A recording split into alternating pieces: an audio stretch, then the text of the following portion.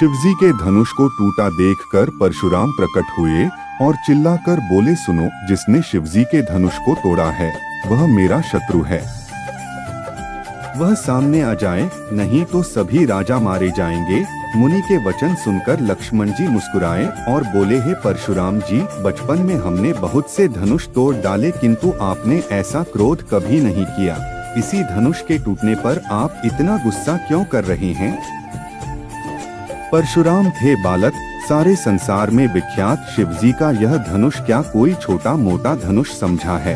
लक्ष्मण जी ने हंसकर कहा, हे देव, हमारे समझ में तो सभी धनुष एक से ही हैं।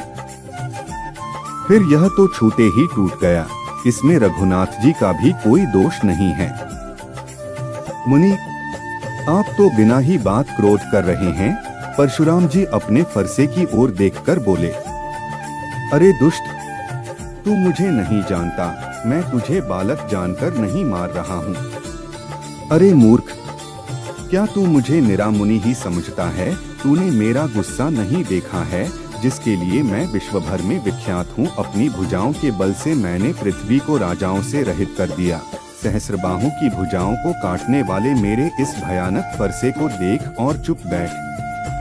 लक्ष्मण जी हंसकर बोले, अहो मुनीश्वर, तो अपने को बड़ा भारी योद्धा समझते हो, बार बार मुझे कुल्हाड़ी दिखाते हो, फूंक मार के पहाड़ उड़ाना चाहते हो। मैं तो आपको संत ज्ञानी समझकर आपकी इज्जत कर रहा हूँ। यह सुनकर परशुराम जी गुस्से में बोले, हे विश्वामित्र, सुनो, यह बालक बड़ा उद्दंड मूर्ख है, अभी 1 मिनट में मेरे हाथों मारा जाएगा। यदि तुम इसे बचाना चाहते हो तो इसे समझा लो, वरना बाद में मुझे दोष मत देना। लक्ष्मण जी ने कहा, हे मुनि, आप अपनी शूरवीरता अनेकों बार बखान चुके हैं। असली शूरवीर डींग नहीं मारा करते। बार बार मार दूंगा कहकर मुझे डराए मत। लक्ष्मण जी के कटु वचन सुनते ही परशुराम जी ने अपने फरसे को संभाला और बोले, लोगों, अब मुझे दोष न दें। यह कड़ुआ बोलने वाला बालक मारे जाने के ही योग्य है। इसे बालक देखकर मैंने बहुत सोचा, पर अब यह सचमुच मरने को उतारू हो रहा है। विश्वामित्र जी ने कहा, आप तो महाज्ञानी हैं, यह नादान बालक है, इसका अपराध क्षमा कीजिए। परशुराम जी बोले, यह गुरुद्रोही और अपराधी मेरे सामने उत्तर दे रहा है, फिर भी केवल तुम्हारी वजह से मैं इसे बिना मारे छोड़ रहा हूँ विश्वामित्र, नहीं तो इसे फरसे से काटकर अभी तक इसका काम तमाम कर चुका होता। विश्वामित्र जी ने मन ही मन सोचा, परशुराम जी राम लक्ष्मण को भी साधारण राजकुमार ही समझ रहे हैं।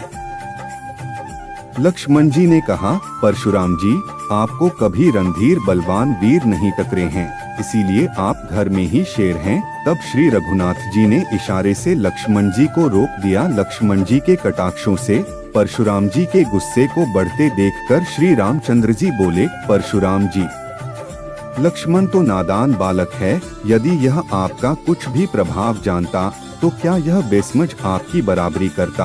आप तो गुरुसमान हैं, उसे माफ कर दें। श्री रामचंद्र जी के वचन सुनकर वे कुछ ठंडे पड़े। इतने में लक्ष्मण जी कुछ कहकर फिर मुस्कुरा दिए। उनको हंसते देखकर परशुराम जी फिर उबल पड़े। परशुराम जी कहा, हे राम, तेरा भाई बड़ा नालायक है, यह देखने में तो बड़ा भोला लगता है पर स्वभाव से टेढ़ा है। वो तो तेरी बात भी नहीं मानता, इसके दिल में सामने खड़ी मौत का भी खौफ नहीं है। लक्ष्मण जी ने हंसकर कहा, हे मुनि, सुनिए, अब क्रोध त्याग दीजिए। टूटा हुआ धनुष क्रोध करने से जुड़ नहीं जाएगा। खड़े खड़े पैर दुखने लगे होंगे, बैठ जाइए। यदि यह धनुष आपको इतना ही प्रिय था तो किसी बड़े कारीगर को बुलाकर जुड़वा देते हैं। लक्ष्मण जी के बोलने से जनक जी डर जाते हैं और कहते हैं, लक्ष्मण जी बस चुप रहिए, अनुचित बोलना अच्छा नहीं। जनकपुर के स्त्री पुरुष थर थर कांप रहे हैं और मन ही मन प्रार्थना कर रहे हैं कि बात ज्यादा आगे न बढ़े। श्री रामचंद्र जी पर एहसान जताकर परशुराम जी बोले, तेरा छोटा भाई समझकर मैं इसे छोड़ रहा हूँ। यह सुनकर लक्ष्मण जी फिर हंसे। तब श्री रामचंद्र जी ने तिरछी नजर से उनकी ओर देखा, जिससे लक्ष्मण जी सकुचाकर विपरीत बोलना छोड़कर गुरुजी के पास चले गए। श्री रामचंद्र जी दोनों हाथ जोड़कर अत्यंत विनय के साथ बोले, परशुराम जी, आपका वीरों का सा वेश देखकर ही बालक ने कुछ कह डाला था। वास्तव में उसका भी कोई दोष नहीं है। आपको फरसा, बाण और धनुष धारण किए देखकर और वीर समझकर बालक को क्रोध आ गया। वह आपका नाम तो जानता था, पर उसने आपको पहचाना नहीं। अपने रघुवंश के स्वभाव के अनुसार उसने उत्तर दिया, आप मुनि की तरह आते तो बालक आपके चरणों की धूली सिर पर रखता। अनजाने की भूल को क्षमा कर दीजिए। लक्ष्मण ने तो धनुष नहीं तोड़ा, धनुष तो मैंने तोड़ा है। आपका अपराधी तो मैं हूँ। जो कुछ करना हो मुझ पर कीजिए ताकि शीघ्र आपका क्रोध दूर हो। बताइए मेरी क्या सजा है? परशुराम जी ने कहा, हे राम, क्रोध कैसे जाए? अब भी तेरा छोटा भाई मुझे चिढ़ा रहा है। इसकी गर्दन पर वार करे बिना मेरा गुस्सा कैसे शांत हो सकता है? श्री रामचंद्र जी फिर दोनों हाथ जोड़कर अत्यंत विनय के साथ बोले, क्रोध छोड़िए, आपके हाथ में फरसा है और मेरा यह सिर आगे है।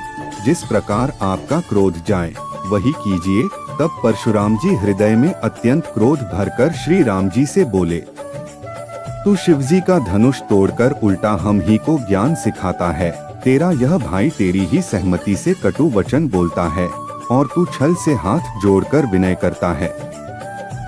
अरे शिव, धनुष तोड़ने वाले, मुझसे युद्ध कर, नहीं तो तेरे भाई सहित तुझे मार डालूंगा। इस प्रकार परशुराम जी कहे जा रहे हैं और श्री रामचंद्र जी सिर झुकाए मन ही मन मुस्कुरा रहे थे।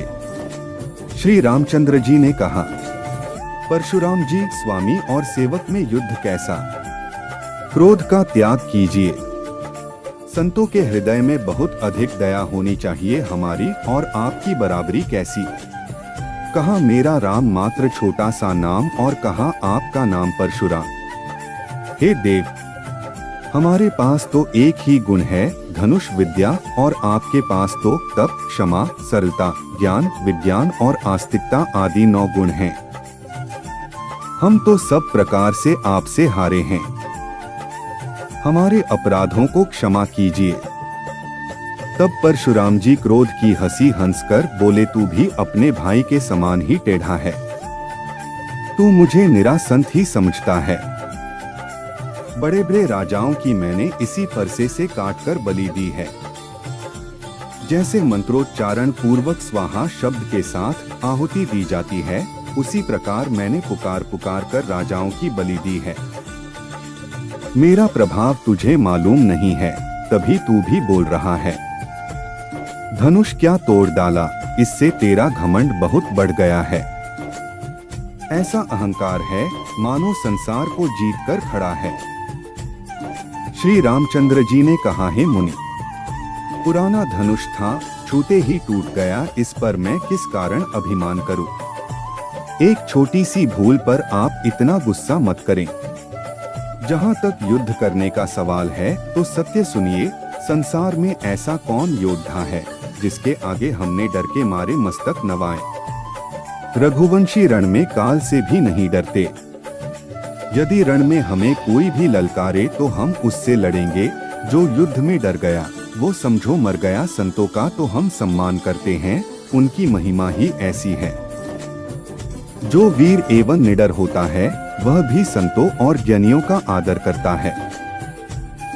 श्री रघुनाथ जी के वचन सुनकर परशुराम जी की बुद्धि के पर्दे खुल गए।